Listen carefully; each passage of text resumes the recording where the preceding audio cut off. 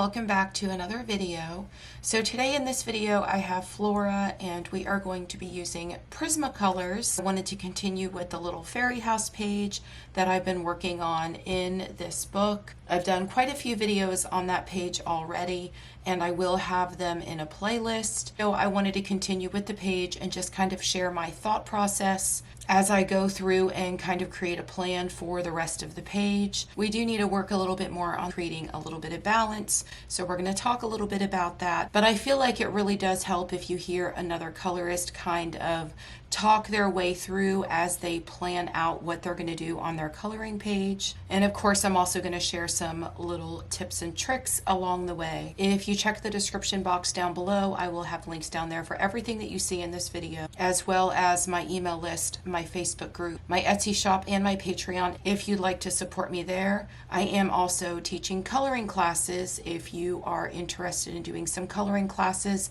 via Zoom or FaceTime. I would love to have you join me for that. You can either leave a comment down below or you can email me at coloringwithpamela@gmail.com. So if you've seen my last couple of videos, you are familiar with this page already. I've already done quite a few videos. The cute little fairy house was a video quite a long time ago. It's actually a pretty popular video on my channel, but I showed you all of the basics of highlights and shadows and shading. The water down here was a Neo color tutorial, and the trees were a tutorial on how to create texture. In that video, I did show you on another tree in this book how I created the texture on these trees, and I shared the color combo that I used to do this. And then for this plant back here, it was a video where I showed you how to use the color wheel to create a plan for your coloring pages. So the first thing I want to talk about in this video is how I'm going to create some balance on this page. If you look at this page, we've got a lot of the same colors here for the trees and then the cute little fairy house here. And so as I showed you in my last couple of videos, I really needed to add a little bit more color, and I did use the color wheel and showed you how to use the color wheel to color this plant back here. But on the page, the only pink we have is here on this plant, so we have to bring this color over and spread it out through the rest of the page, and that way we'll be able to create balance, and when somebody looks at your page, they'll see the page as a whole and their eyes won't necessarily pull them right to this plant, because I don't necessarily want this plant to be the focal point of the page. Now we also have the water down here that I use Neo colors on, and we've got a lot of blue there, and I wanted to use blues that were a little bit more on the teal side.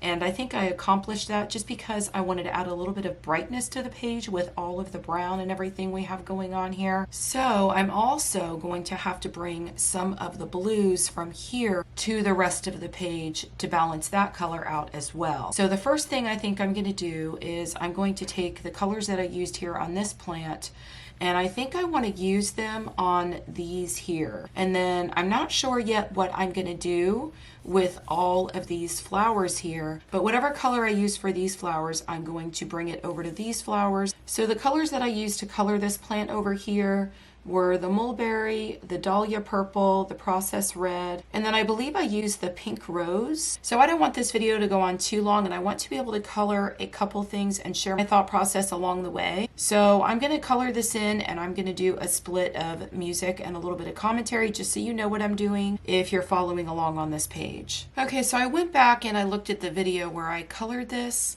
and the center here I actually used black cherry. I went and grabbed the Prismacolor black cherry because I do want to add that in over here as well. And I think it looks really nice with these other colors that I used here. So I'm going to go ahead and start with the black cherry, and I think I'm just going to color in the thicker parts of, I guess maybe these are some kind of vines or something. I think I'm going to go ahead and mix it with the pink rose. So what I'm doing is I'm just very lightly going along the edge, and that's going to help to create a little bit of depth and make it stand out just a little bit more. But I think the mix of these two colors is really pretty. So I'm trying to get maybe 3-4 layers of this color down here, because this color does get rather dark, and I really want the thicker parts of this plant to really stand out. And then I think I'm going to take some of the other shades that I used over here on this plant and bring them over to this one and use those on all these little squiggly pieces here. Now right here where I have these leaves from the rooftop of the house laying over the top of this plant, I'm going to make sure it's darker in all of those areas, and that will make it look like these leaves are actually over the top of this part of this plant. I think I want right here at the top to be just a little bit lighter, and you'll notice as I move forward I change my mind quite a bit. I think that's just natural when you're coloring. You do something and then you decide you like it or don't like it or like something better, and then you change it up and it all comes together in the end and looks really pretty. What I have noticed though, especially a lot in my coloring classes, a lot of people put a whole lot of emphasis on what they're going to do before they start doing it. But it helps you a lot more by actually doing it on your coloring page rather than trying to guess how something's going to look. And you always have your erasers. You can come back and erase something if you don't like it, but I do suggest always going lighter or doing less of something before actually going all in, because you can take up less with your eraser than you can more. And by that I mean start with your lighter colors and then move into your darker colors and just see what you like and just change your mind as you go. But it just makes it a lot easier to decide where your thought process is going to go by actually doing it. Just want to make this down here a little bit darker. Okay, so I think I'm going to go ahead and use the pink rose, and I'm going to try to do this a little bit faster. I think by laying this color down as a first layer and then coming in with the black cherry, that will help me move along a little bit quicker. So right here where I've got this part of the plant touching this part, I'm going to make sure I come in a lot darker right here, and then down here I'm going to do the same.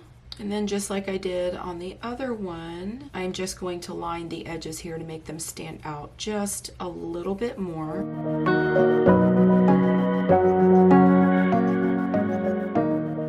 And now I have my pink rose, and I'm just gonna blend those colors together.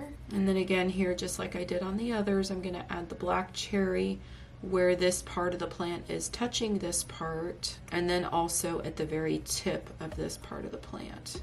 I need to go to the back of the book and look up and see what kind of plant this is, because it's awfully different looking. Usually I do that when I'm coloring in the Maria Trolle books, and I try to make things look more realistic, but for this page I'm kind of changing things up quite a lot, and I didn't want to use natural, more realistic looking colors. I kind of wanted to step out of the box a little bit and add all of these shades of red violet or pinks or whatever you'd want to call them, purples. But if you saw my last video, you know that I was trying to stick to a lot of red violets, because after looking at the color wheel, that's where I decided to go with it. And I know here I'm mixing two different colors, but if you're coloring something and it's just something that's thin and long like this, or maybe like the center of a big plant like this one over here, you can always straight color that. I just like to add at least two colors because I think it gives it a little bit more dimension, and you can see the difference in the two different colors in certain places, and I think it just looks better like that, and that's the way I like doing it. But we all have a different coloring style and like different things in the way that they look, and you need to do what you like on your coloring pages, and in the end it'll all come together and look really beautiful. Okay, so now that you know what I'm doing on these parts of this plant, I'm going to go ahead and just speed this up really quick and finish this one off.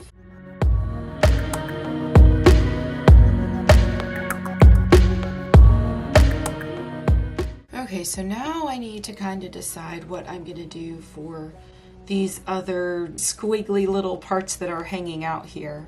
And I think I'm going to go with some of my other colors so that I can continue to bring the colors from here over to here. So I have the process red, and I think I'm going to lay the process red maybe on the outer edges. Let's see how this looks. Like I said, it's always easier to just do something and try it and see how you like it, and if you don't like it, you could always change it up. So I have the pink rose And I'm going to go over that color and I'm just going to pull it down towards this other part of the plant. So my reasoning for doing this is because here along this edge, I want this to be much lighter since I used the black cherry here and lined this. This way, the two colors will stand apart from one another. You'll be able to see that separation between the two spaces on the plant. So now that I know that I like it, I'm gonna go ahead and just color these in all the way down. It's a little hard to tell where they stop and start. I guess on this side, there's just a couple little pieces sticking out. So I don't know yet. I might grab something that is a little bit darker to put on the tips, but let me go ahead and just do the tips of all of these. I've got a lot of these pieces overlapping one another. They're very, very small, so hopefully you can see that, but there's a lot of pieces that are overlapping, and so I am probably going to have to grab another color so that the colors are not running into one another. I don't ever like to have two of the same color touching if it's two separate areas. I always like to create that little bit of separation between two spaces. So now I have my pink rose again, and I'm just blending that color out. Now again, these spaces are rather small, so if you wanted to just straight color these, even just use the process red, it could be done that way too. And I'm thinking I might even want to try something that is a little bit darker than the black cherry and really darken some of this up. And I think that might help a little bit as well. And again, I'm just sharing my thoughts out loud, which is really the purpose of this video. But a lot of times when you're coloring, you just kind of think all these thoughts in your head about your process and where you're going to go next or what you're going to do. And sometimes it's a little bit easier just to say them out loud. Of course, I'm sitting here talking to a camera. I mean, actually to you all, but to a camera right now. So I guess it makes it a little bit easier for me. I don't feel like I'm talking to myself. For you, you may feel like you're talking to yourself. Okay, so now I'm just blending these colors out. I think I like what I've done so far, but I am thinking that I'm gonna have to change something up just a little bit. I've just not decided what yet. And see here where I have this one that is touching this one right here. I want to make sure that I don't put my process red right up against that same space. And so I think I am going to be grabbing another color just to, again, create the separation between those two spaces. Okay, so I'm going to try to finish this up rather quickly and just fill all these in and then add my process red. And then I'm going to share my thoughts on what I decide to do next.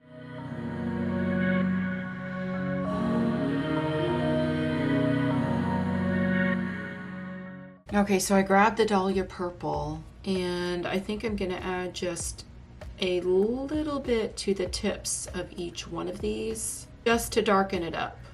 And this is going to help to create a little bit more depth here.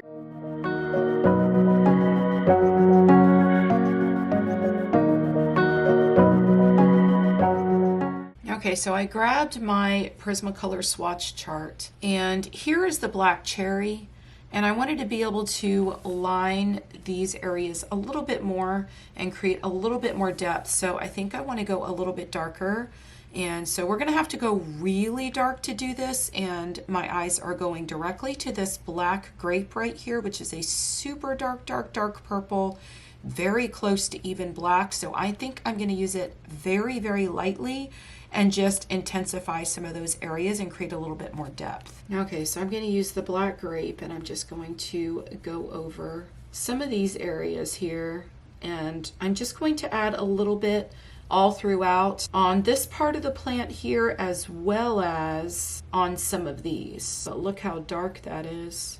Super, super dark color. And see how many times I've changed my mind, and that's why I feel like it's so important to share the thought process as I go through and I color, because nothing ever stays the same for me. I decide to do one thing and then I change my mind. So many people try to stick to the same one thing that they originally decided to do. If you're coloring and you don't like something, or you did something on your page and you don't really care for it, it's okay to change it up and do something else, because you can take darker colors and go over lighter colors. You can grab your eraser and pull a color up if you really need to. But look how just by adding this darker color right here, how it just completely changed it up. It made it stand out so much more. And then on some of these little tiny pieces that are laying over the tree, you can't really see them all that much. So I'm going to go over these just so they stand out a little bit more. And so those are done, and you can see now the difference that it made just by bringing some of those shades of red violet over to this side. It created that balance on the page that the page really, really needed. Now, where to go next? I've really been struggling with this page, and it's been a process. That's why I thought it was really important just to make this video and share my thought process as I move through a page that is, I don't want to say difficult, but a little bit more challenging for me. Like, I've had to pull out my color wheel and try to see where to go next, because when I first started out, this page had so many shades of just brown and green. And the shades of brown and green, they cover a lot of the page. I'm thinking that maybe we should color the leaves at the top of the page. That will help us to create a little bit more balance by bringing some of the shades of green that we used on the fairy house up into the leaves here. So I pulled out my swatch chart again because I don't remember what colors I used on the house, and I didn't go back and watch the video to see. I am not going to worry about whether or not the colors match exactly or I'm using the exact same colors, but I'm looking at the sage green, which is right here. And if I hold that as close as I can to what I'm seeing here, it does look like I may have used that color. I really don't know, but it is a good match, and it's more of a muted green, just like at the top of the house. Now these leaves are very, very small. So again, I'm just going to use 2 colors for now, and then I'm going to see what happens after I lay those 2 colors down, if I think I might need something a little bit darker. So I think I'm going to go with the Kelly green.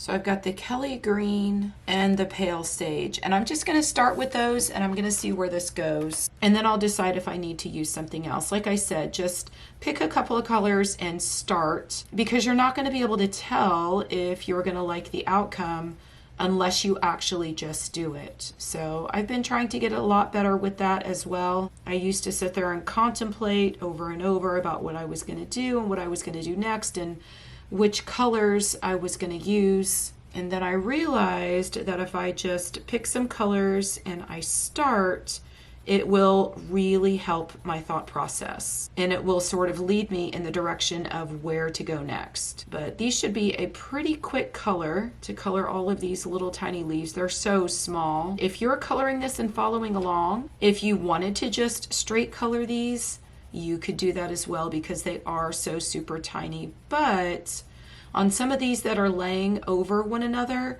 I would just grab maybe one other color and add a little bit of color, like right here along the edge where you've got one leaf laying over the other, just to add that little bit of depth and to show that one leaf is laying over the other leaf. So I'm just laying an initial layer of this pale sage over every one of these leaves. Okay, so let's see what happens now when we add the Kelly green, and if I can create enough depth here with just the one color. But little tiny leaves like this should be fairly quick and easy for you to color. And like I said, if you just want to use one color, you can just use one color, but 2 is usually a little bit better. And I may even grab a third, I don't know yet. Again, that's why I'm sharing my thought process because I don't ever know where I'm gonna go with it. And I'm just laying these colors right now wherever. I'm not trying to do anything extra special or be extra artistic in anything that I'm doing. I'm just laying the colors and trying to get both colors in each and every leaf. Now here where I had 2 leaves, these 2 here that are laying behind this other one, I did lay the color right here only to show that this one was laying on top. And I am going to probably go ahead and come back and grab a darker color just to emphasize that a little bit more.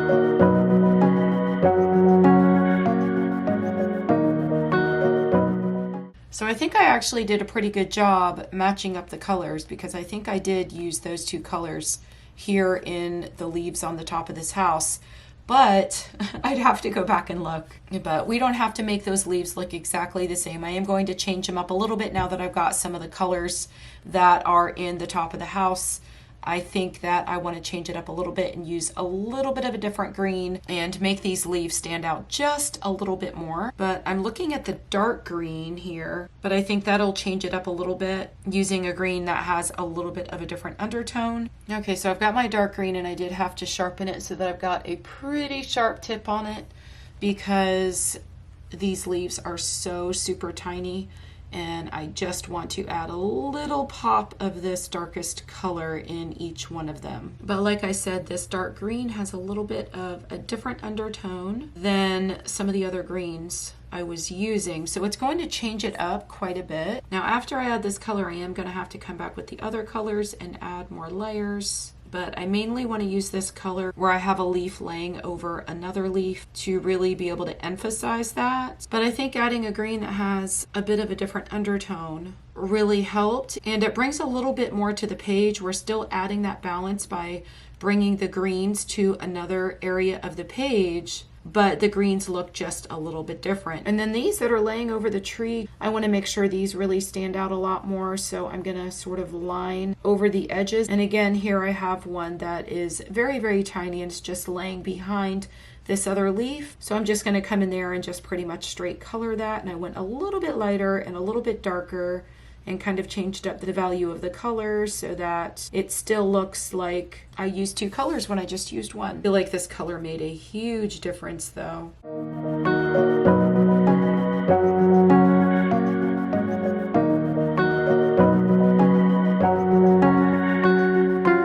Okay, so now I'm just going to blend that color out with my Kelly green in every one of these leaves. And I'm trying to stay out of the areas where I added that pale sage, because I still want that little bit of a pop in there. So now I'm just going over every one of them with the pale sage and blending those colors together. But I think that dark green made quite a bit of difference and really made them pop just a little bit more. So hopefully me sharing my thought process as I move through the page was pretty helpful. If you would like to see me continue to share my thought process as I move throughout this page and complete it, please let me know in the comments below. Everything you've seen me use in this video I will have linked down in the description box so that you can easily find it. I hope you all have a wonderful day. I will see you in the next video. Happy coloring. Bye.